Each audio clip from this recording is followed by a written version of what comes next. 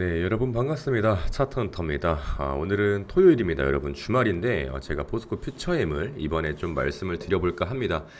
이렇게 또 주말에 영상 시청하셔가지고 월요일 날 좀 즉각적으로 대응하실 수 있게 제가 좀 중요한 이슈들만 좀 말씀을 드릴 거고요. 주말에는 차트 변동성이 없으니까 기사 내용 위주로만 좀 말씀드려보도록 하겠습니다. 일단 지금 포스코 퓨처엠이 이제 미국에 거점을 만들겠다라고 지금 나와 있는데 여러분들이 지금 이걸 왜 주목을 하셔야 되냐, 이 부분을 조금 말씀드리고 싶은 게, 자 일단 첫 번째로 25년 하반기부터 계속해서 얘기가 나왔었던 부분입니다. 이 포스코 퓨처엠 관련 보도에서 공통적으로 계속해서 나오는 얘기들이 있어요. 첫 번째 뭐냐면 미국, 북미 현지 대응, 그리고 두 번째는 고객 밀착 조직입니다. 그리고 세 번째는 기술 협업 강화고요. 그리고 네 번째는 공급망 직접 관리하겠다. 그러니까 쉽게 말해서 이 단순 수출 회사에서 어떻게 하겠다, 현지 대응형으로 우리가 조금 기업으로 구조가 바뀌는 구간이라는 겁니다. 그래서 이제 이걸 핵심 포인트로 우리가 조금 짚고 넘어가 보자면, 그 미국 전고체 차세대 배터리 기술 기업과 지금 MOU를 체결을 하고 있죠. 그리고 북미 배터리 생태계인 GM이라든지 뭐 올티움 계열 소재와 이제 공급, 그리고 기술에 대한 부분을 전부 다 연계해서 강화하겠다. 그리고 기존에는 약간 이제 한국에서만 생산을 하다가 해외 공급까지 계속해서 늘려나가면서 지금 현지 대응 조직에 대한 필요성을 증가시키고 있다. 이 맥락에서 미국 사무실과 거점 구축 보도가 나왔다라고 여러분들이 그냥 간단하게 생각하시면 좋을 것 같고요. 자, 그러면 이게 왜 중요하냐라고 조금 이제 제가 아까 말씀을 드렸는데, 여러분들 IRA라는 거 한번 좀 들어보셨을 겁니다. IRA, 인플레이션 감축법, 그리고 AMPC라든지 세액공제라는 거죠. 그래서 지금 뭐 IRA라든지 아니면은 탈중국 공급망이라든지 아니면 북미에 대한 로컬 밸류체인이라든지 이 세 가지를 실무적으로 대응하기 위한 필수 움직임이라는 겁니다. 즉 미국에서 사업을 하려면 한국에서 지시만 해서는 안 되는 단계로 넘어왔다. 이렇게 우리가 조금 시그널로 해석을 하면 좋을 것 같고요. 중요한 점은 이제 단기적인 실적에 대한 부분을 개선하려고 하는 그런 이슈는 아닙니다. 그래서 26년도부터 27년도까지 수주와 고객 유지를 위한 인프라 투자라고 우리가 좀 정리를 할 수 있겠죠. 이거는 미래에 대한 투자입니다. 미래. 지금 당장의 실적이 어쩌네, 매출이 어쩌네, 이런 부분을 다루고자 하는 게 아니라 조금 더 미래를 보고서 우리 투자자 여러분들이 장기적으로 봤을 때 포스코 퓨처엠, 얘네들이 그리고 지금 당장에 좀 안 된다고 하더라도 멀리 보고 있는 사업군을 좀 확대를 하고 있구나, 이렇게 생각하시면 될 것 같습니다.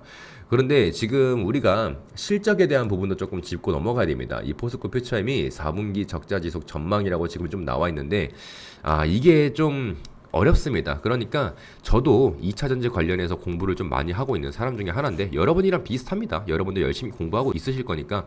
근데 지금 2차 전지가 굉장히 쉽지가 않았어요. 처음에는 전기차, 그죠? 전기차 판매 때문에 2차 전지 해가지고 막 올랐습니다. 그런데 EV가 안 팔리니까 이제는 ESS로 넘어가지. 왜냐면 AI가 계속해서 올라가고 있으니까 이 전력에 대한 수요망이 늘어나고 있고, 이 에너지 저장 장치인 ESS로 하자라고 했는데 갑자기 또 중국이 BYD를 이제 내세우면서 이렇게 계속해서 LFP가 떠오를 것이다. 이런 식으로 지금 얘기를 하고 있다 보니까, 야 그럼 우리도 LFP 해야 되겠다 해가지고 포스코 퓨처엠이 0일만 4선단에다가 결국에는 지금 이 생산 라인의 일부를 LFP로 전환을 해가지고 이제 좀 있으면은 출하가 나올 시작이죠. 그래서 지금 이렇게 또 LFP 한다 그랬다가 이제는 또 뭡니까? 로봇용 배터리입니다.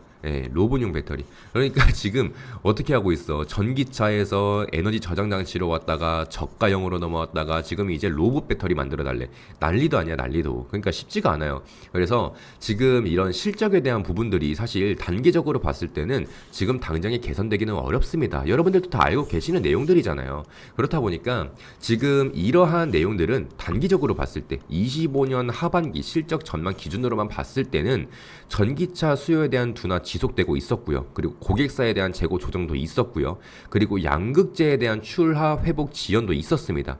이 모든 것들이 반영이 된 한 해였잖아요. 그렇다 보니까 뭐 4분기부터 해가지고 이제 연말까지 적자 지속 가능성이 가시화되고 있다라는 건데, 이제 핵심 내용만 조금 정리를 하자면 전기차 캐즘이 좀 생각보다 길어졌죠. 그리고 GM이라든지 아니면 북미에 대한 고객 쪽도 생산 속도를 조금 조절하자라고 이제 나오는 나오는 상황인 거고, 그리고 이제 발주에 대한 발주량도 좀 많이 줄었죠. 그리고 이제 ESS에 대한 매출도 좀 ESS가 그러면은 EV에 대한 업황 둔화에 그 회복의 지연 이런 것들을 조금 필수 카드로 조금 히든 카드로 남겨놓은 거 아니었나요?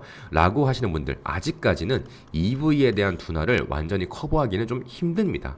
그래서 단기적인 실적은 계속해서 버티는 구간이다라는 지금 평가가 나오고 있다라는 거죠. 이거는 포스코 퓨처엠의 내부적인 문제가 아닙니다. 모든 2차전지 소재 업계 전반적으로 같은 맥락을 전부 다 겪고 있는 상황이에요. 특히나 뭐 이제 증설을 먼저 해놓은 기업들이 공통적으로 겪고 있는 국면이다. 이렇게 좀 말씀드릴 수가 있겠고, 이거는 이제 정리하면 실적 부진이다. 이 키워드만 딱 놓고 봤을 때 전략적인 실패입니까? 아니죠. 아직까지 나쁘지 않습니다. 그리고 이제 실적에 대한 부진이 업황에 대한 타이밍 문제라는 거죠. 예, 업황이 다시 한번 회복된다면 이런 전략적인 부분도 다시 한번 반등 트리거로서 역할 수행을 할 수밖에 없다. 이렇게 좀 말씀드릴 수 있겠습니다.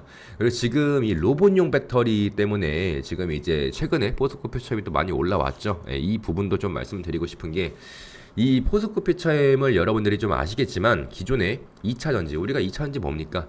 재충전하고 계속해서 사용할 수 있는, 그러니까 1차전지는 우리가 이제 AA 건전지라는 거 여러분들이 알고 계시면 쓰다 버리는 거, 그쵸? 근데 재충전해서 사용하는 배터리를 이제 로봇에다가 집어넣어서 지금 모든 2차전지의 수혜를 전부 다 받고 있는 상황이란 말이에요. 그런데 이 포스코 퓨처엠이 그 와중에 저는 대장 역할을 할 수도 있다라고 좀 생각을 합니다. 예, 그냥 과도하게 해석하는 게 아니라 진짜로 실질적으로 가능할 수도 있다라고 생각을 해요. 왜냐면 여러분들 로봇이라는 게, 로봇용 배터리라는 게 하나의 기업에서 그 공급량을 전부 다 메꿀 수도 없습니다.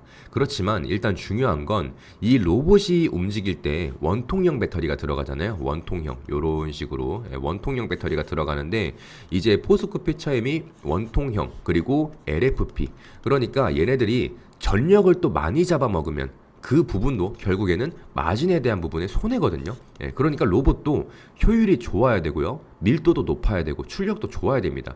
이런 부분이 이제 포스코 퓨처엠이 굉장히 잘하는 영역이라고 생각을 해요. 그래서 지금 이 포스코 퓨처엠이 다시 한번 로봇용 배터리를 만들어낸다라는 걸, 뭐 기존에 이제 삼성 SDI랑 현대차가 25년 2월 달에 MOU를 체결을 하면서 이렇게 지금 공급을 하겠다라고 지금 이미 내세우고 있는 것 같은데, 포스코 퓨처엠도, 그리고 또 이제 로봇에 대한 부분은 현대차만 만듭니까? 아니란 말이에요. 테슬라도 만들고, 뭐 중국에 대한 부분은 조금 배제하겠습니다. 중국은 아직까지는 뭐 리모컨 만지면서 움직이더라고요. 그리고 미리미리 입력값을 전부 다 세팅을 해놔야 돼요. 그래야 로봇이 그대로 움직입니다. 근데 지금 아틀라스 같은 경우에는 지가 스스로 스캔을 해요. 스캔을 하고 자기가 필요한 움직임만 보여주면서 스스로 생각을 한다는 거죠. 스스로 생각해서 움직이면서 사물을 집었다가 뭐 이제 올리고 옮기고 이런 것들을 하는 행동들인데, 결국에는 이런 로봇들의 이 시장 캐파 자체가 앞으로는 뭐 800조 원에서 뭐 1000조 원까지도 갈 거다, 이런 전망입니다. 그렇다 보니까 저도 이거는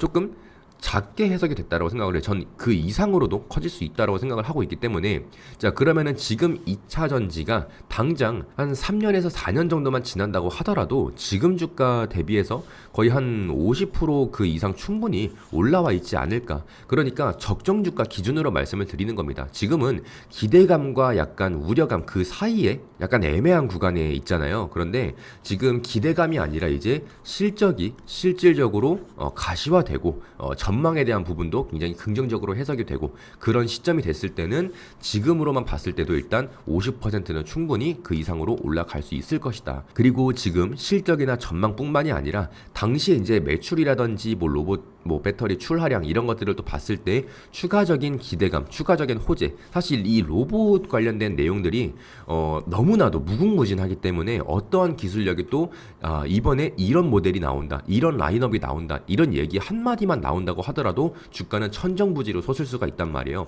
지금 그런 국면이기 때문에 당시의 상황을 또 봤을 때 지금 주가 대비해가지고 50%는 좀 우습지 않나, 이렇게 생각을 합니다. 그래서 지금 당장에 포스코 퓨처엠을 보유하시는 분들은 좀 물리신 분들도 계실 거고 아니면은 이제 조금 매수를 해볼까라고 고민하신 분들도 계시겠지만 쭉 약간 장기적으로 지금 이 메커니즘을 이해하셨으면 좋겠다 이렇게 말씀드릴 수 있겠습니다. 그래서 여러분들이 지금 이렇게 포스코 표체뿐만이 아니라 모든 2차전지 종목들을 좀 보유하고 있다라고 하시는 분들은 지금 보이시는 것처럼 제 소통방에 들어오셔가지고 장중에 대한 매매에 대한 타점과 종목에 대한 추천까지 전부 다 말씀을 드리고 있습니다. 그래서 내가 2차전지뿐만이 아니라 조금 진짜 돈 되는 종목들 단기 급등주 이런 것들도 한번 궁금하다라고 하시는 분들은 제가 소통방에서는 반도체라든지 바이오라든지 뭐 방산이라든지 아니면은 뭐 게임 플랫폼 뭐 이런 것들 전부 다 다루고 있습니다. 그래서 뭐 로봇이라든지 뭐 자율주행 이런 것들도 전부 다 말씀드리고 있으니까 궁금하신 분들은 오른쪽에 링크 누르신 다음에 전송 버튼 딸깍 눌러서 편하게 들어오시면 되고요.